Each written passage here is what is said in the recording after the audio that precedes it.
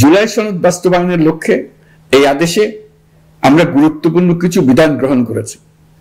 এর মধ্যে রয়েছে সনদের সংবিধান বিষয়ক সংস্কার প্রস্তাবনার উপর গণভোট অনুষ্ঠান এবং পরবর্তী সময়ে সংবিধান সংস্কার পরিষদ গঠনের সিদ্ধান্ত।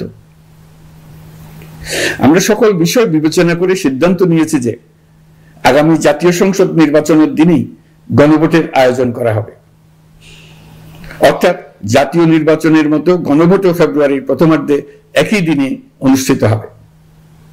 এতে সংস্কারের লক্ষ্য কোনোভাবে বাধাগ্রস্ত হবে না, নির্বাচন আরো উৎসবমুখর ও সাশ্রয়ী হবে।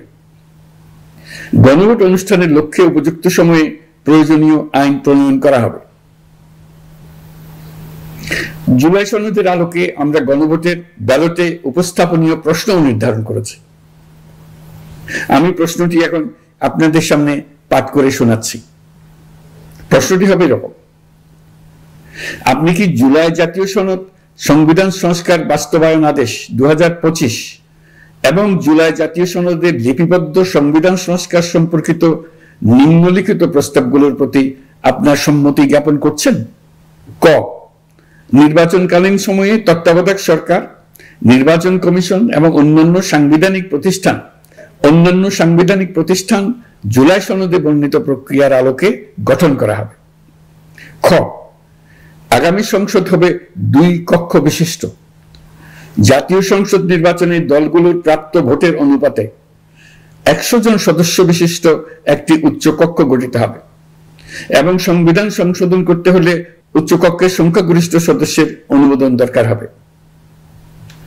গ, সংসদে নারীর প্রতিনিধি বৃদ্ধি, বিরোধী দল থেকে ডেপুটি স্পিকার ও সংসদীয় কমিটির সভাপতি নির্বাচন, প্রধানমন্ত্রীর মেয়াদ সীমিতকরণ, রাষ্ট্রপতির ক্ষমতা বৃদ্ধি, মৌলিক অধিকার সম্প্রসারণ, বিচার বিভাগের স্বাধীনতা ও স্থানীয় সরকার সহ বিভিন্ন বিষয়ে যে 30টি প্রস্তাবে জুলাই জাতীয় সনদে রাজনৈতিক দলগুলোর ঐকমত্য হয়েছে সেগুলো বাস্তবায়নে আগামী নির্বাচনে বিজয়ী দলগুলো বাধ্য থাকবে।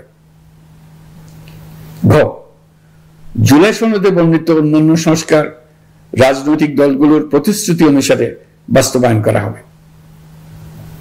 গণভোটের দিন এই 4টি বিষয়ের উপর একটি মাত্র প্রশ্নে আপনি হ্যাঁ বা না ভোট দিয়ে আপনার মতামত জানাবেন। গণভোটের সংখ্যাগরিষ্ঠ ভোট হ্যাঁ সূচক হলে আগামী সংসদ নির্বাচনে নির্বাচিত প্রতিনিধি নিয়ে একটি সংবিধান সংস্কার পরিষদ গঠিত হবে। এই প্রতিনিধিগণ একই সাথে জাতীয় সংসদের সদস্য হিসেবে দায়িত্ব পালন করবেন।